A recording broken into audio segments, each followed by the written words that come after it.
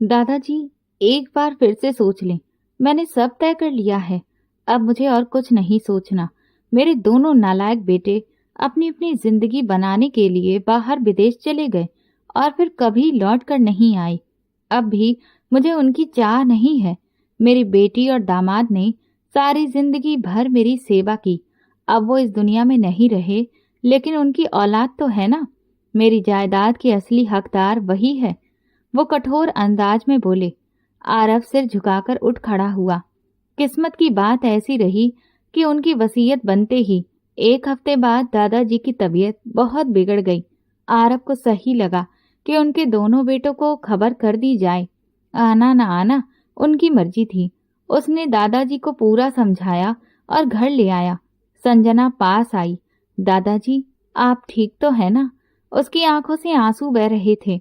दादाजी मुस्कुराए। हाँ बेटा, मैं तो हीरो हूँ। हीरो? वो अपनी बच्ची को खुश करने के लिए मुस्कुरा रहे थे, जबकि उनकी हालत वैसी नहीं रही थी। संजना ने घबराकर आरव से कहा, कृपया सच सच बताओ, दादाजी की तबीयत बहुत खराब है ना? उन्हें आराम क्यों नहीं आ रहा? आरव उसके पास बैठ गया। हाँ, अब वक्त कम है। मैं चाहता हूँ कि उनके बेटे उनसे आकर मिले। उनसे गहरी सांस लेते हुए कहा। संजना गुस्से में खड़ी हुई। रहने दो आरव, उनसे बड़ा बेरहम इस दुनिया में कोई नहीं, लेकिन जो हक उनका है वो उनसे कोई नहीं छीन सकता। आरव ने गंभीरता से कहा, मैं उन्हें खबर दे चुका हूँ। अपने पिता से मिलने का हक कोई उनसे नहीं छीन सकता। दादाजी माने या ना माने, सच यही है कि वो आज भी अपने बेटों का इंतजार कर रहे हैं। संजना ने तुनक कर कहा, मतलब तुम अपना काम कर चुके हो? ठीक है। वो गुस्से से अंदर चली गई। आरव ने सख्त लहजे में पुकारा, संजना, बस करो। तुम दादाजी से कुछ ऐसा नहीं कहोगी जिससे उन्हें तकलीफ पहुंचे। उसकी आंखों में झांकते हुए वो बोला तो संजना की आंखें भर आईं और वो चुपचाप अंदर चली गई। आरव आसमान की ओर देखते हुए बस यही सोच रहा था कि दादाजी को कुछ ना हो। तभी दादाजी ने एक और फैसला ले लिया और तुरंत उस पर अमल भी कर दिया। खुश रहो मेरे बच्चों, कहते हुए वो बहुत खुश दिखाई दिए। उन्हें खुश देखकर आरव भी सुकून में आ गया। तभी बड़ा गेट खुला और 2 गाड़ियां अंदर आईं। आरव और दादाजी बाहर आए। संजना ने टेरेस से ये मंजर देखा तो उसका दिल जोर से धड़कने लगा। लो, ये लोग भी आ गए। वो बहुत परेशान हो गई। दोनों बेटे शेखर और महेश विदेश में रहकर बस गए थे। वहीं उनकी शादियां हुईं और वहीं सेटल हो गए। बाप को तो अब फोन पर ही हालचाल नहीं देते थे और आज अचानक पूरी फैमिली के साथ आ पहुंचे। शेखर गाड़ी से उतरा तो उसके साथ उसकी मॉडर्न बीवी रमा भी थी। उनके 2 बच्चे थे, अमन जो आरव का हमउम्र था और साक्षी जो संजना की हमउम्र थी। दूसरी ओर महेश था, जिसकी पत्नी अब इस दुनिया में नहीं रही थी। उसका एक बेटा करण और बहू प्रीति थी। उनके साथ 2 साल का पोता आकाश भी था। वो सब एक साथ अंदर दाखिल हुए। दादाजी के दोनों बेटे उनकी तरफ लपके और उनके पैरों में बैठ गए, मगर दादाजी ने कोई प्रतिक्रिया नहीं दी। 25 साल पहले वो घर छोड़कर चले गए थे और 25 सालों में उन्होंने दादाजी की नजरों में अपना मुकाम खो दिया था। हमें माफ कर दीजिए पिताजी, हमने आपसे दूरी बनाई। हम बहुत गलत थे। शेखर और महेश दोनों ही पिता से माफी मांग रहे थे। बाकी सब खड़े बस ये नजारा देख रहे थे। दादाजी ने मुंह फेर लिया और अपना हाथ सीधे आरव की तरफ बढ़ाया। आरव ने फौरन थाम लिया। प्लीज पिताजी, हमें माफ कर दीजिए। वो हाथ जोड़कर खड़े थे। दादाजी 2 कदम चले, फिर रुकते हुए उनकी तरफ लौटे और उनकी फैमिली को देखा। इतने में संजना भी सीढ़ियों से उतरती हुई वहां आ गई। दादाजी ने अपना दूसरा हाथ भी आगे बढ़ाया। जाओ, माफ किया। अपनी दोनों औलाद को पास पाकर उन्होंने सुकून से कहा और फिर मुंह फेर लिया। इसके बाद वो आरव और संजना के सहारे अपने कमरे की तरफ बढ़ गए। दादाजी को दवा देते वक्त संजना उनके पास बैठ गई थी। सबके आ जाने से वो दादाजी को लेकर और भी ज्यादा पजेसिव हो गई थी। दादाजी ने हंसते हुए कहा, अरे पगली, मैं ठीक हूँ। अगर ऐसे ही केयर करती रही तो मैं और बीमार पड़ जाऊंगा। उन्होंने उसके सिर पर प्यार से हाथ रखा। संजना ने लाड़ से उनके बाजू को थामते हुए कहा, दादाजी, आपने उन्हें माफ कर दिया, ठीक है, मगर अब उन्हें ज्यादा फ्री मत कीजिएगा। आप सिर्फ मेरे दादाजी हैं। आरव ने उस पर एक गहरी नजर डाली। संजना दादाजी से बहुत लगाव रखती थी, इतना कि शायद उनके बेटे भी ना कर पाते। आरव ने कहा, संजना, दादाजी को नींद आ रही है, उन्हें सोने दो। सच भी यही था कि दवा लेते ही उन्हें नींद आने लगती थी। ठीक है, मगर जब तक दादाजी सो नहीं जाते मैं कहीं नहीं जाऊंगी, वो जिद्दी अंदाज में बोली। आरव ने लंबी सांस भरते हुए सिर हिलाया और सारी दवाइयों को चेक किया। वो जरा सी भी लापरवाही नहीं करता था। तभी दरवाजे पर दस्तक हुई। महेश और उसकी फैमिली अंदर दाखिल हुए। पिताजी, आप सोए नहीं? सोचा आपको आपके बड़े पोते से मिलवा दूं। ये करण है, आपका बड़ा पोता, और ये उसकी बीबी प्रीति थी, और ये आपका पर पोता आकाश। 3 साल का छोटा बच्चा माँ की गोद में उनसे लिपटा हुआ था। उन्होंने दादाजी को प्रणाम किया तो दादाजी बस मुस्कुरा दिए। बहुत ख्वाहिश थी इनकी कि आपसे मिलें, इसीलिए भारत आए हैं। महेश उनके पैरों में बैठते हुए बोला। संजना ने माथे पर बल डाले उन्हें देखा और दादाजी का बाजू ऐसे थाम रखा था मानो छोड़ा तो कोई उन्हें उससे छीन लेगा। तभी दरवाजे पर फिर दस्तक हुई। शेखर अपनी बीवी और बच्चों के साथ अंदर आए। वो भी अपने बच्चों का परिचय दादाजी से करवा रहे थे। इतने में संजना बिस्तर के दूसरी तरफ बैठ गई और बोली, ओफो, ये सब चमक धमक दादाजी को भारी लग रही है। वैसे भी उनके सोने का वक्त है, प्लीज अब सब लोग बाहर जाएं। उसकी आवाज में रिक्वेस्ट भी थी और शक्ति भी, लेकिन ऑर्डर के एहसास से सबके चेहरे के भाव बदल गए। तुम तो ऐसे कह रही हो जैसे तुम ही सबसे ज्यादा फिक्रमंद हो, और हमें नहीं लगता है तुम दोस्त हो और हम दुश्मन। साक्षी ने मुंह टेढ़ा करते हुए कहा, क्या पता, दिलों के भेद कौन जाने। संजना ने भी पलटकर जवाब दिया, हाँ सही कहा, हो सकता है दोस्त के रूप में कोई दुश्मन छिपा बैठा हो। अमन ने अपने कान की बाली को हिलाते हुए संजना को गहरी नजर से देखते हुए कहा। दादाजी को देखते हुए आरव ने सख्ती और गंभीरता से कहा, दादाजी को आराम करने दीजिए, सुबह बात करेंगे। उसने सबको साफ साफ कह दिया। सब चुपचाप उठकर बाहर चले गए। संजना, अब तुम भी उठ जाओ। इस बार वो उससे नरमी से बोला। दादाजी सिर्फ मेरे हैं और किसी के नहीं। संजना उनके गाल पर हाथ फेरते हुए बोली, जज्बाती अंदाज में। दादाजी मुस्कुराए और मजाक में बोले, तो क्या थोड़ा सा आरव का हो जाऊं? संजना ने शरारती अंदाज में उसे देखा और बोली, बस थोड़ा सा, लेकिन ज्यादा मेरे ही रहेंगे। वो फिर दादाजी को गले लगाती हुई उठी और अपने कमरे की तरफ चली गई। आरव ने नरमी और प्यार से कहा, दादाजी आप आराम कीजिए। उन्हें बुलाकर अच्छा नहीं किया आरव, ये लोग चालाक और खुदगर्ज हैं। दादाजी दुखी होकर बोले। आरव ने धीरे से कहा, कुछ मत सोचिए, आप आराम कीजिए। यहाँ आओ बेटे, मुझे तुमसे कुछ बात करनी है। दादाजी ने पुकारा। आरव पास जाकर बैठ गया और चुपचाप सब सुनता चला गया। संजना धीरे से बोली, नहीं दादाजी, हाथ मत छोड़िए, मैं आपके बिना गिर जाऊंगी। उसकी आंखों से आंसू बह रहे थे, जबकि दादाजी हल्की मुस्कान के साथ उसका हाथ किसी और के हाथ में सौंपकर खुद अंधेरे में खो गए। संजना को लगा उसकी सांस रुक रही हो। वो हड़बड़ाकर उठ बैठी। ये सब किसी सपने का असर था। उसका पूरा जिस्म पसीने से भीगा हुआ था। सबसे पहले उसका ध्यान दादाजी पर गया और वो तुरंत जूते पहनकर उनके कमरे की तरफ दौड़ी। दरवाजा खोला तो अंदर सन्नाटा पसरा हुआ था। धीरे धीरे चलते हुए वो उनके पास आई और उनके चेहरे को देखने लगी। वक्त बीतता गया। वो शांति से दादाजी को देखे जा रही थी। जब उनके जिस्म में कोई हरकत नहीं हुई तो घबराकर झुकी और उनकी नाक के पास उंगली रखी। सांस का कोई एहसास ही नहीं हुआ। दादाजी, वो कांप गई। उसने झुककर उनके दिल की धड़कन टटोली, मगर सब थम चुका था। नहीं, ऐसा नहीं हो सकता। वो लड़खड़ाती हुई पीछे हटी और दरवाजा खोलकर सीधे आरव के कमरे में पहुंची। वो सो रहा था। संजना रोते हुए उसके पास गई और उसे हिलाने लगी। उसके आंसुओं की वजह से आवाज दब रही थी। अचानक आरव की आंख खुली। वो थोड़ी देर पहले ही सोया था। उसने धुंधली आंखों से देखा तो संजना थी। फौरन नींद गायब हो गई। वो सीधा बैठा और शर्ट पहनते हुए पूछा, क्या हुआ? क्यों रो रही हो? दादाजी, संजना सिर हिलाते हुए बोली। आरव को लगा किसी ने उसके सिर पर चोट की है। उसने बिना शर्ट के बटन लगाए दरवाजे की तरफ दौड़ लगाई। संजना भी रोते हुए पीछे गई। दादाजी को देखते ही वो खुद को संभालना मुश्किल पा रहा था। उसने तुरंत डॉक्टर को फोन किया। सुबह के 4 बज रहे थे।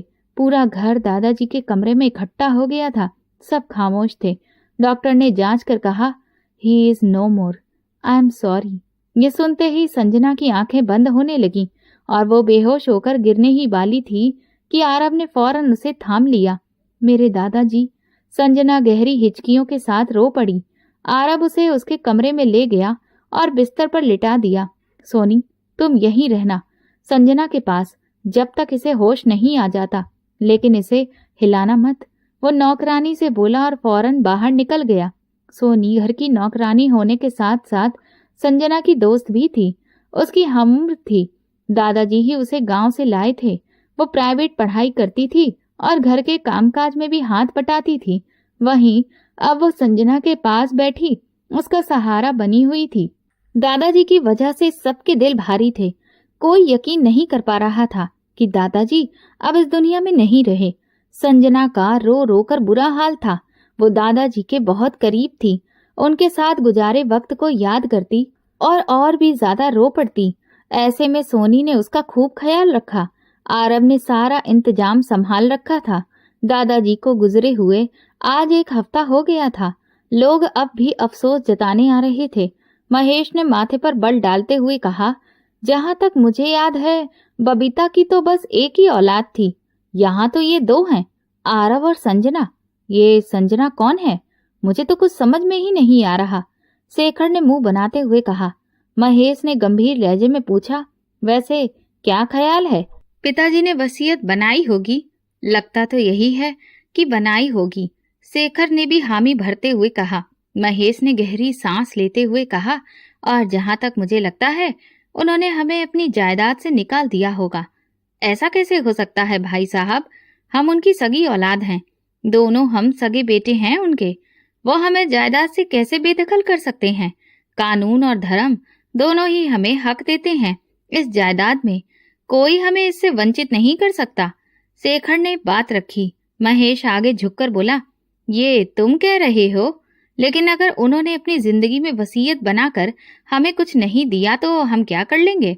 तो वसीयत खुलने दो, फिर देखते हैं। शेखर ने गहरी सोच में डूबते हुए कहा, और ये जो आरव और संजना का किस्सा है, इन्हें कैसे हैंडल करें?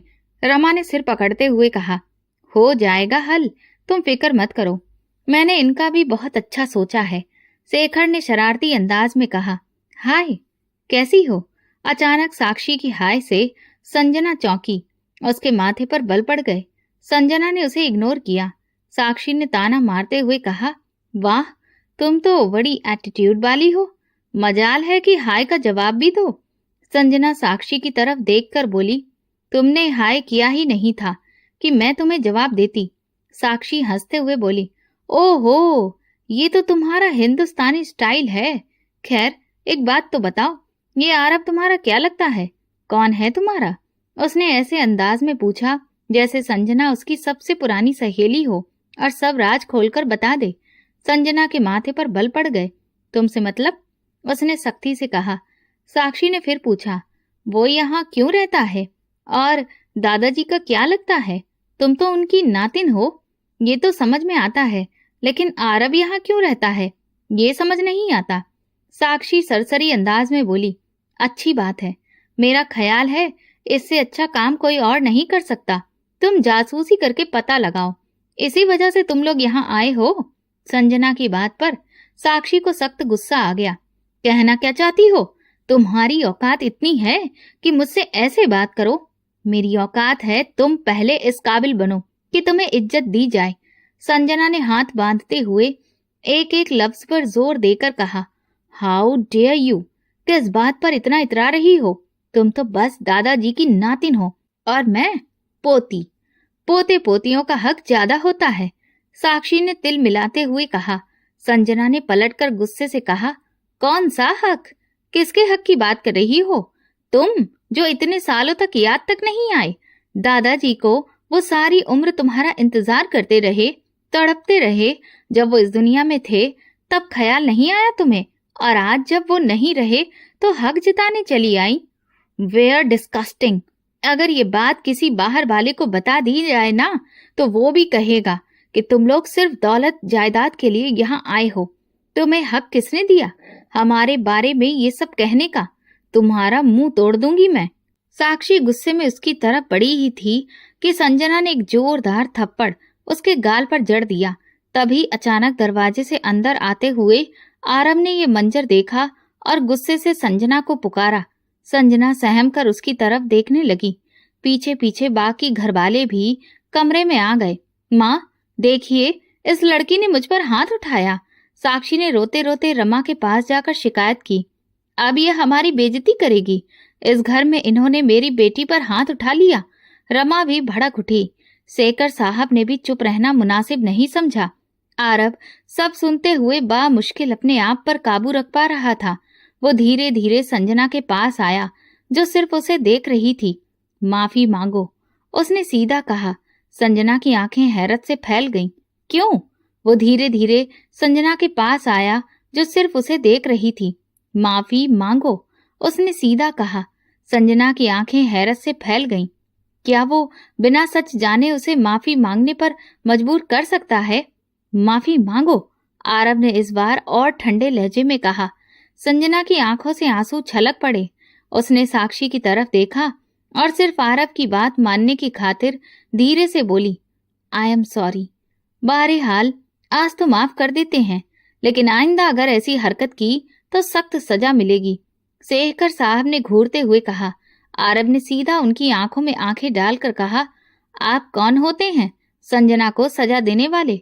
मैं सतीश जी का बेटा हूँ और साक्षी मेरी औलाद है।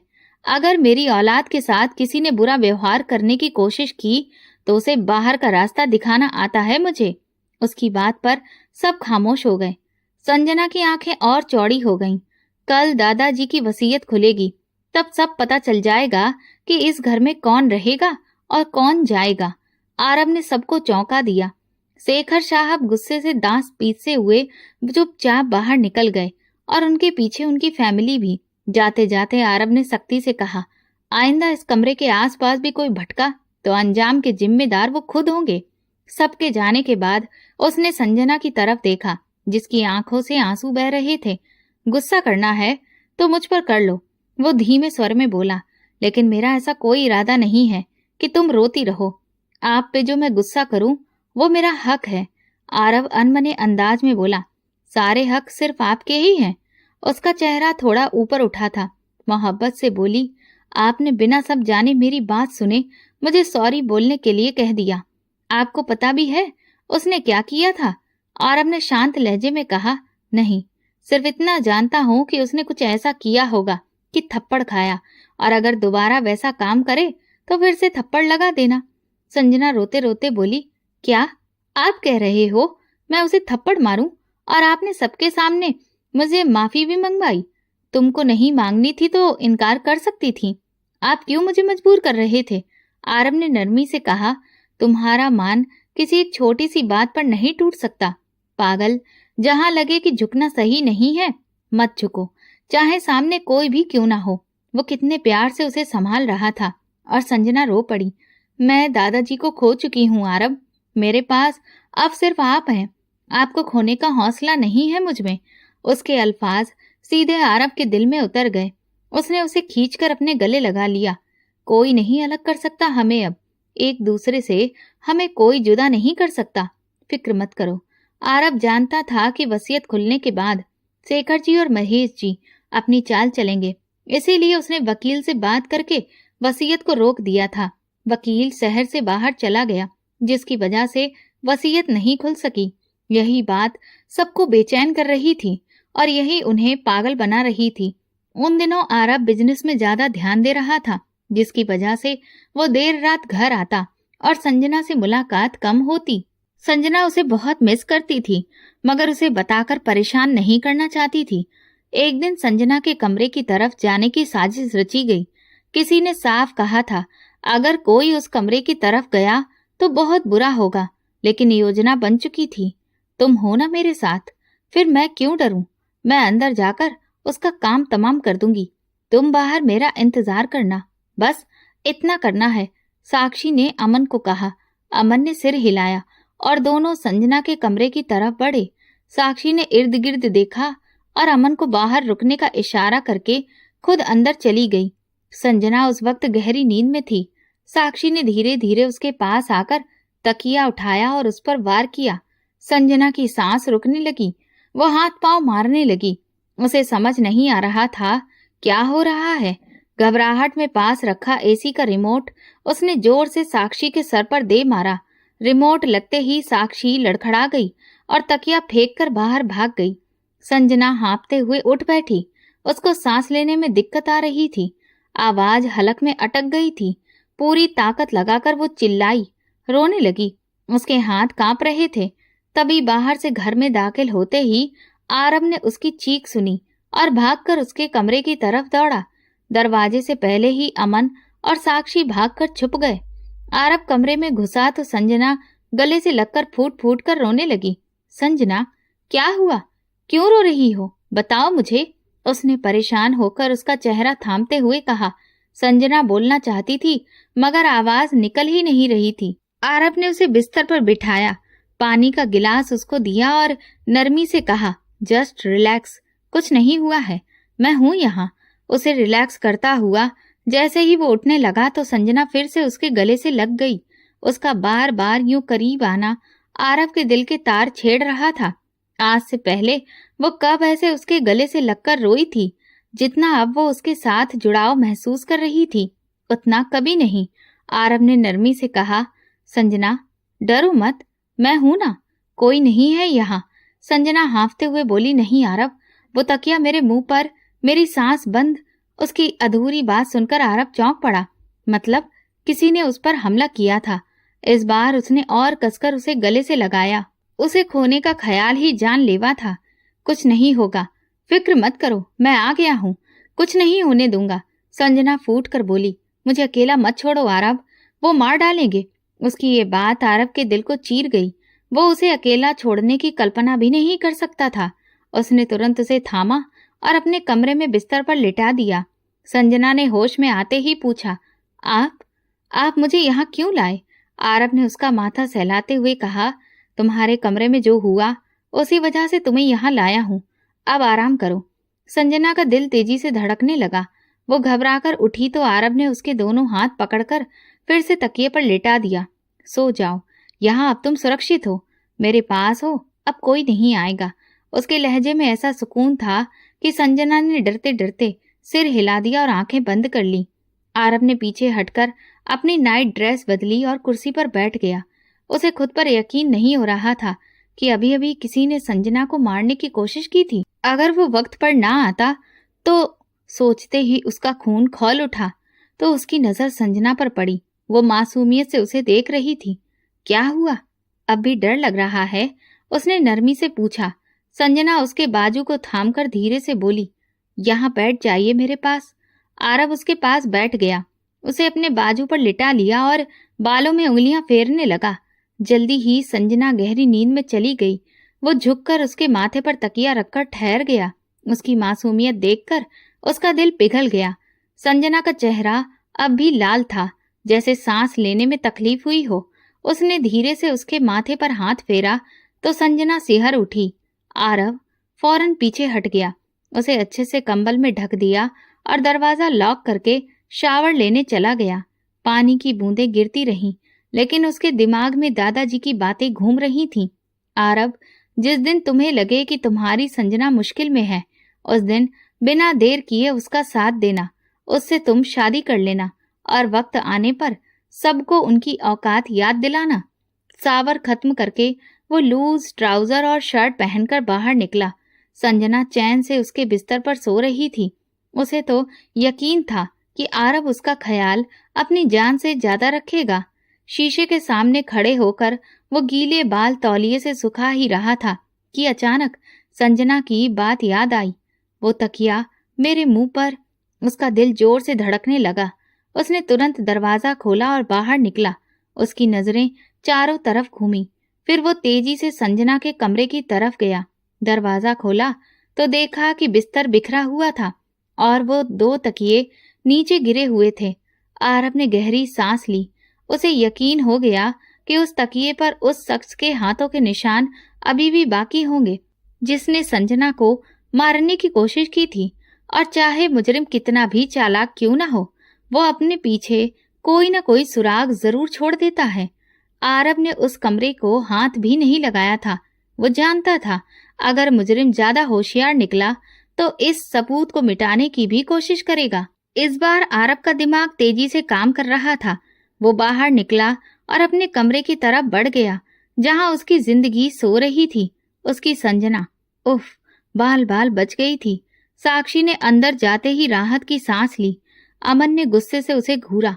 तुमने बहुत कच्चा काम किया है, अपने लिए मुसीबत मोल ले ली। कुछ भी करने से पहले जरा राय ले ली होती। साक्षी तुनक कर बोली, किससे राय लेती? जब मुझे उस दिन उसने सबके सामने थप्पड़ मारा था तब किसी ने मेरा साथ नहीं दिया। अगर तुम लोगों ने बदला लिया होता तो मुझे ये सब करने की जरूरत ही ना पड़ती। अमन ने तंज कसते हुए कहा, तो ले लिया ना बदला, मार ही डाला उसे। साक्षी गर्व से बोली, मरी तो नहीं लेकिन मरने के करीब पहुंचा दी है। सुबह देखना कैसे वो आरव से अपनी मौत के डर में कुछ भी नहीं कह पाएगी। अमन अपना माथा पकड़कर रह गया। उसे अंदाजा था कि संजना की तरफ से हमला छुपाना आसान नहीं होगा। वो तकिया जिस पर उसकी सांसें रुकी थीं, वही तो सबसे बड़ा सबूत है। उसकी बात सुनकर साक्षी का चेहरा पीला पड़ गया। ये तो मैंने सोचा ही नहीं था। आरव संजना के लिए कुछ भी कर सकता है। अब क्या होगा? वो सर पकड़कर बैठ गई। तभी अमन उठ खड़ा हुआ। चिंता मत करो, मैं अभी जाकर वो तकिया ले आता हूँ। थोड़ी देर में वो दरवाजा लॉक करके वापस आया और हंसते हुए तकिया उसकी ओर उछाल दिया। लो, ये लाया सबूत। आखिर भाई हूं तुम्हारा, बचाना भी तो है। साक्षी ने उसे गले लगाते हुए कहा, तुम महान हो। अमन ने सख्त लहजे में कहा, अब कोई बेवकूफी मत करना, आगे सब मैं संभाल लूंगा। और जहां तक संजना की बात है, उसे मैं ऐसी सजा दूंगा कि सारी जिंदगी याद रखेगी। अमन के दिमाग में चालाकी से कोई प्लान बन रहे थे, लेकिन उसे ये नहीं मालूम था कि आरव के होते हुए उसका कोई भी दांव चल नहीं सकता। आरव को पता था कि जिसने संजना पर हमला किया है वो शायद सबूत मिटाने के लिए कमरे में आएगा। इसीलिए आरव अपने कमरे की खिड़की पर खड़ा था और जैसे ही उसने किसी की आहट सुनी वो छुपकर देखने लगा और उसने देखा कि अमन कमरे में गया है। उसने तुरंत ही अपने मोबाइल की रिकॉर्डिंग स्टार्ट कर दी और अमन को उस कमरे से तकिया ले जाते हुए रिकॉर्ड कर लिया। आरव मन ही मन सोचने लगा कि अगर उसके और संजना के खिलाफ कोई षड्यंत्र रचा गया तो वो सबूत संजना पर हुए हमले का खुलासा करेगा। अगले दिन शर्मा हाउस में एडवोकेट कुमार मौजूद थे। दादाजी की वसीयत के साथ उन्हें आरव ने ही बुलाया था। सारे लोग हॉल में जमा थे। कुमार ने कागज खोला और पढ़ना शुरू किया। सब खामोश थे, सबके कान बस उसी पर टिके थे। उन्होंने पढ़ा, मैं सतीश पूरे होशो हवास में ये कहता हूँ कि मेरी सारी जायदाद सिर्फ और सिर्फ मेरी बेटी की औलाद के नाम होगी। मेरी जायदाद और कारोबार पर सिर्फ मेरी बेटी की संतान का हक है। मेरे दूसरे बेटों या उनकी औलाद का इस जायदाद में से फूटी कौड़ी भी नहीं मिलेगी। ये सुनते ही महेश और शेखर के पैरों तले जमीन खिसक गई। अगर भविष्य में कोई भी मेरी बेटी की औलाद पर या मेरी जायदाद पर दावा करेगा तो आरव को पूरा हक होगा कि वो उनके खिलाफ कानूनी कार्रवाई करें।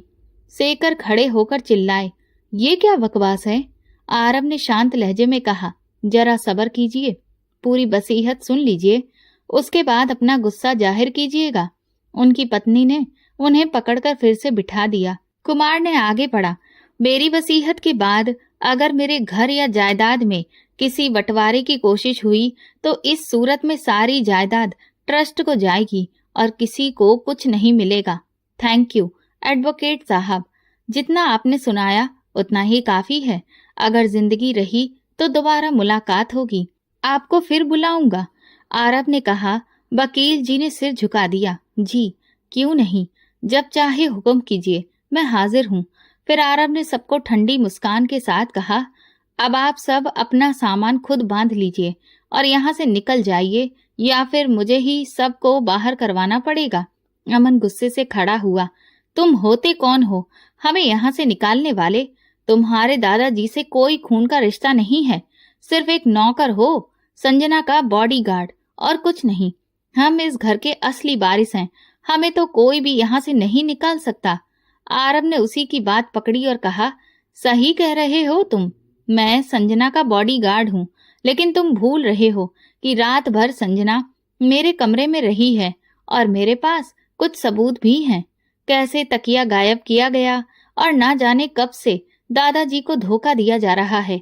अमन बुरी तरह भड़क गया और चिल्लाते हुए बोला, अगर तुमने जुबान खोली तो गुद्दी से खींच लूंगा।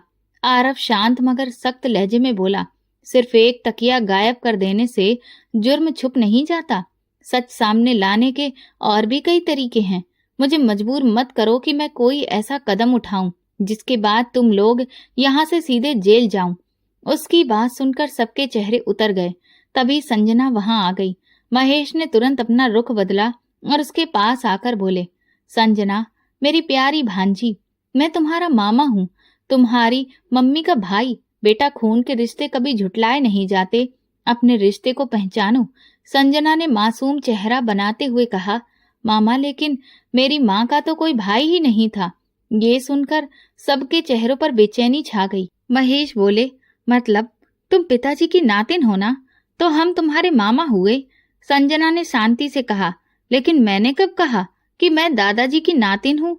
उसकी ये बात सुनकर सब पर मानो बिजली गिर गई। महेश और बाकी सबके चेहरे पर सन्नाटा छा गया। महेश ने आगे कहा, अगर तुम उनकी नातिन नहीं हो तो कौन हो? उनकी नातिन कोई नहीं, उनका नाती है, और वो इस वक्त आप सबके सामने खड़ा है। आरव सबकी नजरें आरव की तरफ उठ गईं। आरव गर्व से सीधा खड़ा था। वो दादाजी की इकलौती बेटी बबीता जी का बेटा था और दादाजी ने अपनी सारी जायदाद उसी के नाम की थी। महेश हताश होकर बोला, ये सब झूठ है। अगर तुम नाती हो तो फिर ये लड़की कौन है और यहाँ किस हक से रह रही है? संजना ने नम्रता से कहा, मैं दादाजी के दोस्त की पोती हूँ। मेरा इस दुनिया में कोई नहीं था। दादाजी ने मुझे पाला है। उनका कर्ज तो मैं मरकर भी नहीं चुका सकती। दादाजी मेरे दिल में रहते हैं और दिल से कभी नहीं निकलेंगे। रमा ने तीखे लहजे में कहा, इसका मतलब तुम्हारा हमारे खानदान से कोई ताल्लुक नहीं, फिर किस हक से यहाँ रह रही हो? संजना ने शांत होकर कहा, मेरा उनके साथ दिल का रिश्ता है और दिल का रिश्ता तुम जैसे लालची लोगों को समझ नहीं आएगा। तभी अमन ने गुस्से में हाथ उठाया ही था कि आरव गुस्से से बोला, हाथ उठाने से पहले सोच लेना अमन, वरना ये हाथ तोड़ दूंगा, लिहाज नहीं करूंगा। ये कहकर उसने धीरे से संजना को अपने पीछे कर लिया। संजना के चेहरे पर हल्की सी मुस्कान छा गई। अमन तिलमिलाकर बोला, तुम्हारा इस लड़की से आखिर रिश्ता क्या है जो तुम्हें इतनी तकलीफ हो रही है? अमन को आरव द्वारा संजना का हाथ थाम लेना खटक गया था। उसकी बात पर आरव ने देखा, आरव, हमें ये नहीं जानना है कि ये लड़की तुम्हारी क्या लगती है। ये तुम्हारा पर्सनल मामला है, हम इसमें टांग नहीं अड़ा सकते। लेकिन एक बात जरूर कहूंगा बेटा, ये तुम्हारे सगे मामा जी हैं। इस घर के असली वारिस पर पिताजी ने इन्हें बेदखल कर दिया था और ये बात सब जानते हैं कि इन्होंने पिताजी के साथ क्या किया है। मगर खून के रिश्ते ऐसे मिटते नहीं, चाहे फिर तुम कितने ही अल्फाज क्यों ना बोल दिए जाएं। ये रहेंगे तो तुम्हारे मामा जी ही। रमा ने बड़ी एहतियात से महेश और शेखर की ओर इशारा करते आरव को समझाया, क्योंकि उन्हें लग रहा था मामला बिगड़ रहा है और चाल बदलने में वो माहिर थी। आरव ने ठंडी आवाज में कहा, शायद आपने वकील साहब की वसीयत सुनी नहीं। रमा बोली, सुनी है बेटा, पर फैसला तो तुम्हें ही करना है, क्योंकि वारिस तो तुम हो। और सोचो, जब समाज के सामने खड़े होंगे तो क्या मुंह दिखाओगे? असल वारिस तो यही है। वो मुंह बना के अपने तर्क देती रही। आरव ने सख्ती से कहा, मैंने इनसे कुछ नहीं छीना, ये खुद छोड़ कर गए थे। अगर इन्हें वाकई अपनी गलती का एहसास होता तो दादाजी से माफी मांगते, उनका दिल जीतते, लेकिन इन्होंने वो रास्ता नहीं चुना। संजना ने भी गुस्से में कहा, आप लोग बहुत देर से आए, दादाजी ने बहुत इंतजार किया। जब वो इंतजार बेकार हो गया तो अब आप मुझे नसीहतें सुना रहे हैं। बेहतर यही है कि आप अपना सामान पैक करें और यहाँ से चले जाएं।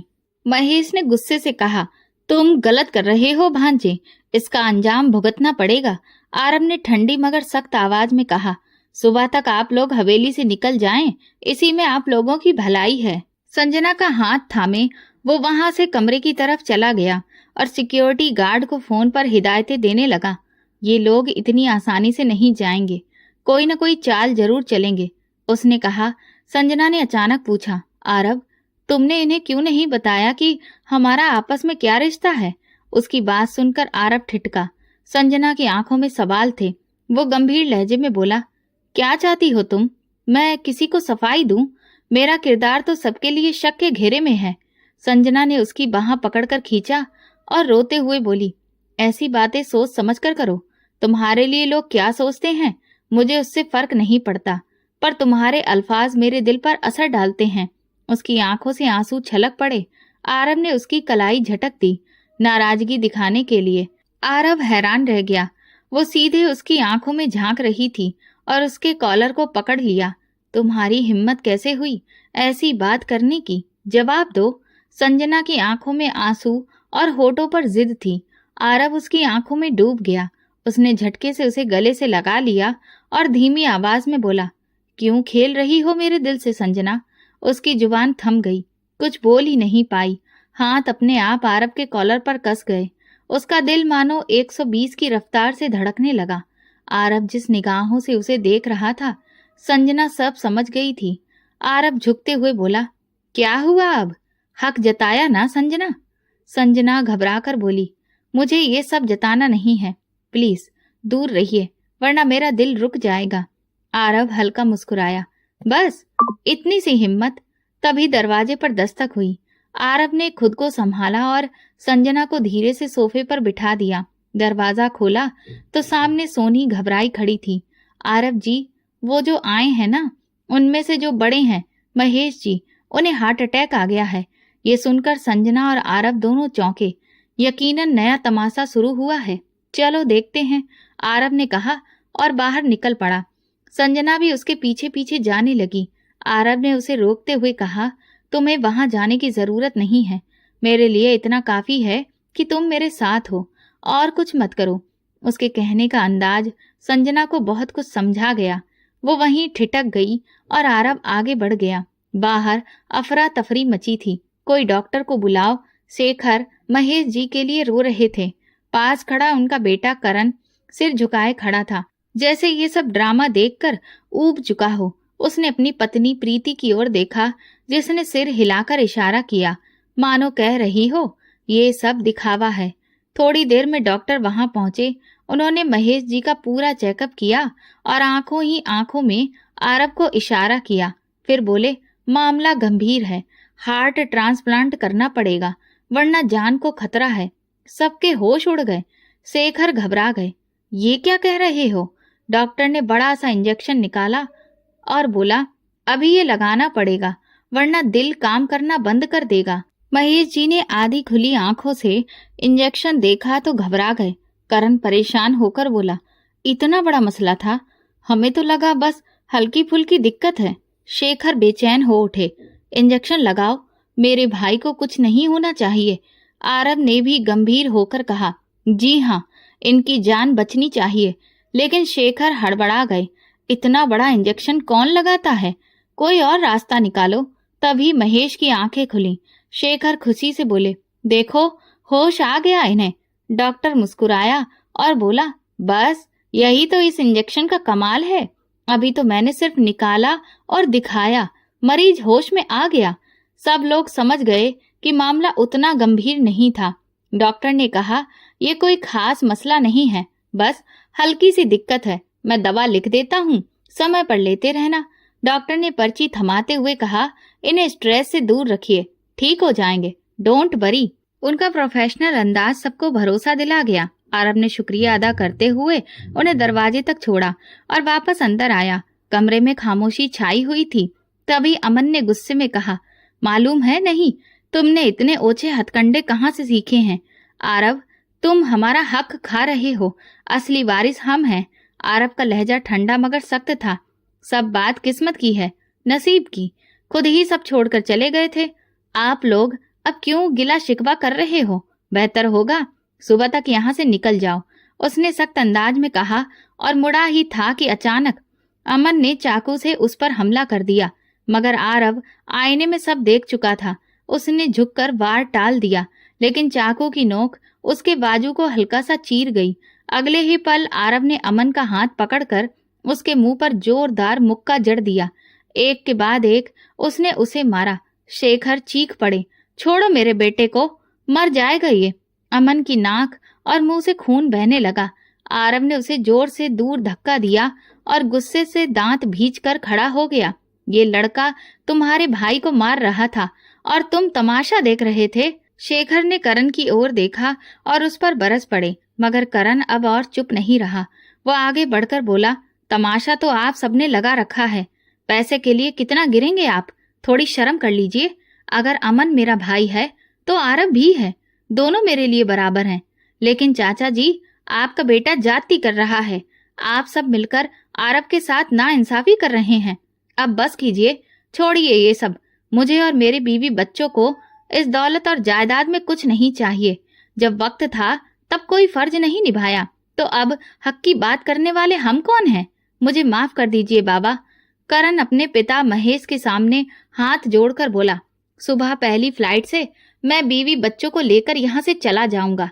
आप आना चाहें तो चलिए, वरना आपकी मर्जी। उसने फिर आरव की तरफ देखा और बोला, अपना जख्म ठीक से बैंडेज कर लो, खून बहुत बह चुका है। पहली बार आरव को किसी ने सच्ची हमदर्दी दिखाई थी। उसने गहरी सांस ली और सबकी तरफ देखते हुए कहा, यह आखिरी वार्निंग है। अब अगर कोई चाल चली तो वापस जाने का मौका भी नहीं मिलेगा, सीधा जेल भेज दूंगा। वो सख्त लहजे में सबको चेतावनी देते अपने कमरे में चला गया। अगली सुबह महेश ने करण को रोका और कहा कि थोड़ा रुक जा, फिर उसके बाद तय करते हैं कि आगे क्या करना है। करण का बिल्कुल भी मन नहीं था, लेकिन पिता के आग्रह की वजह से उसे रुकना पड़ा।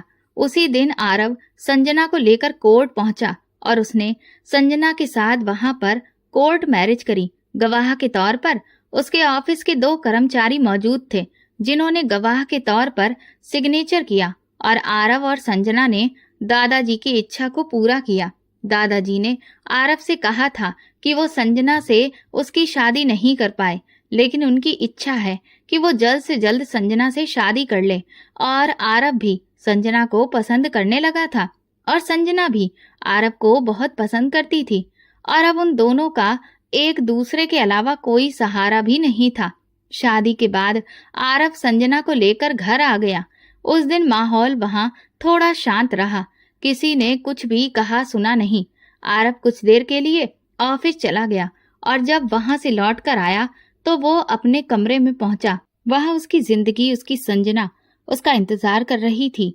वो दुल्हन के लिबास में सजी अप्सरा सी खूबसूरत लग रही थी। हल्का मेकअप और गहनों से सजी जब आईने में खुद को देखती तो खुद ही शर्मा जाती। सिर पर दुपट्टा रखने ही वाली थी कि आरव कमरे में दाखिल हुआ। ड्रेसिंग रूम में खड़ी संजना का दिल तेज धड़क उठा। उसकी आंखें बरबस बंद हो गईं। आरव एक तरफ बेड पर बैठकर अपना जख्मी बाजू दबाए फर्स्ट एड बॉक्स निकाल रहा था। वो नहीं चाहता था कि संजना जख्म देख ले, वरना बहुत दुखी हो जाएगी। वो मरहम लगाने ही वाला था कि संजना ने हिम्मत जुटाकर अपनी पलकों को उठाया और सामने देखा। संजना ने पास रखे रिमोट से सारी लाइट्स बंद कर दी। वो वही घबरा कर खड़ी हो गई। आरव उसकी आवाज भर्रा गई। उसे डर लग रहा था। वो बोल क्यों नहीं रहा था? कहीं कोई और तो कमरे में दाखिल नहीं हो गया? ये ख्याल आते ही संजना के रोंगटे खड़े हो गए। वो जल्दी से ड्रेसिंग रूम की तरफ मुड़ी ही थी कि अगले ही पल आरव ने उसे गले से लगा लिया। इतना डरा दिया आपने? हंसते हुए बोली। आरव बोला, मेरे होते हुए तुम क्यों डरती हो? पहले तो मुझे लगा सचमुच कोई कमरे में आ गया है। आप भी। संजना ने अपना डर बताया। सुनो, इस कमरे का लॉक सिर्फ मेरे फिंगरप्रिंट से खुलता है, मतलब मेरे अलावा कोई नहीं खोल सकता। मतलब मैं भी नहीं, संजना ने कहा। तुम्हारे भी फिंगरप्रिंट डाल दूंगा जान, उसने लाड़ से जवाब दिया। रात गुजरती रही और दोनों एक दूसरे के संग सब कुछ भूल गए। सुबह का सूरज हवेली में नई सुबह लेकर आया। सबने अपना सामान पैक कर लिया था और अब जाने को तैयार खड़े थे। उधर संजना ने सुबह होते ही आरव का जख्म देखा तो रो रो कर बुरा हाल कर दिया। खुद उसे बैंडेज किया मगर नाराजगी खत्म नहीं हो रही थी। आरव ने प्यार से कहा, यार संजना, इतनी सी चोट है, दर्द मुझे नहीं हुआ, इतना तुम्हारे रोने से हो रहा है। संजना सुबकते हुए बोली, आपको मुझे बताना चाहिए था। रात को कितनी बार मैंने आपका बाजू पकड़ा लेकिन आपने एक बार भी नहीं रोका। आरव ने शरारत से मुस्कुराते हुए कहा, यार उन लम्हों में किसी को होश रहता है क्या? उसका अंदाजा संजना को शर्मा गया। आरव ने लाड से कहा, तुम्हारे आंसुओं की वजह से मैं रात भर बेचैन रहा। अब और मत रो, आइंदा मुझसे कुछ नहीं छुपाओगे? नहीं छुपाऊंगा, तुम मेरी जान हो संजना। ये जख्म मुझे कल नहीं बल्कि परसों लगा था और परसों रात को मैं कमरे में आकर इसकी अच्छे से मरहम पट्टी कर ली थी और अब इसमें आराम है, इसीलिए बहुत ज्यादा परेशान होने की कोई भी बात नहीं है। प्लीज ऐसे मत रो, मुझे तकलीफ होती है। उसने उसके आंसू पोंछते हुए मोहब्बत से कहा। संजना के चेहरे पर मुस्कान छा गई और वो मीठी निगाहों से उसे देखने लगी। अब उसकी मोहब्बत में पहले से ज्यादा शिद्दत आ चुकी थी। सचमुच वो मोहब्बत जिसमें सच्चाई शामिल हो अनमोल हो जाती है। बाहर से आवाज आई, हमने फैसला किया है कि हम सब वापस जा रहे हैं, जैसे पिताजी ने चाहा था कि हम यहाँ ना आएं। शेखर धीमे लहजे में बोले, जबकि उनका बेटा अमन और साक्षी बुरे से मुंह बनाए खड़े थे। आरव और संजना ने एक दूसरे का चेहरा देखा। चलो बेटा, जो हुआ कहा सुना माफ कर देना। महेश ने आरव के कंधे पर हाथ रखा तो वो चुप ही रहा। सब जाने लगे तो आरव ने उन्हें पुकारा, आप सबको अपनी गलती का एहसास हो गया? हमारे लिए यही बहुत है। आप चाहें तो यहीं रह लें या वापस जाएं, आपकी मर्जी। लेकिन ये लीजिए। आरव ने कुछ कागजात उनकी तरफ बढ़ाए। ये क्या है? महेश हैरत में पड़ गया। दादाजी ने आप दोनों के नाम आपकी हिस्सेदारी की जमीन कर दी थी। वो आखिरी बार जब वसीयत बना रहे थे तो इरादा नहीं था, लेकिन मेरा ज़मीर नहीं माना, इसीलिए उन्होंने आपका हिस्सा आपको और आपके भाई को सौंप दिया है। ये उसी के कागज हैं। आरव की बात पर महेश और शेखर की आंखें भर आईं और सर शर्म से झुक गया। आज उन्हें अपनी गलतियों का गहरा एहसास हो रहा था। संजना टेरेस पर खड़ी आरव का बाजू थामे बोली, you are so impressive man. एक और इम्प्रेसिव बात बताऊं? वो उसकी तरफ मुड़ा। संजना की निगाहों में सवाल था। आज रात हमारा रिसेप्शन होगा शहर के सबसे बड़े मैरिज हॉल में। मुझे आज तुम्हें अपने लिए दुल्हन बनते देखना है। आरव ने मुस्कुराते हुए कहा, कल तो बनी थी ना? संजना ने शर्माकर कहा, वो तो कल था ना, और आज? ओफो, आरव ने शरारती अंदाज में कहा। बस करें आरव, आप इतने रोमांटिक होंगे ये तो मुझे बिल्कुल भी नहीं पता था। संजना शर्मा कर उसका मुंह छुपा गई। आरव का कहकहा फूट पड़ा और उसे गले से लगा लिया। बाकी महेश और शेखर अपने परिवार के साथ वहां से चले गए। दोस्तों, कई बार रिश्तों में हद से ज्यादा स्वार्थ और चालाकी रिश्तों में दूरियां ला देती हैं, जबकि प्यार, मोहब्बत और केयर और डेडिकेशन रिश्ते को मजबूत बनाते हैं। तो दोस्तों, अगर आपको ये कहानी पसंद आई हो तो कमेंट करके जरूर बताएं। Thank you.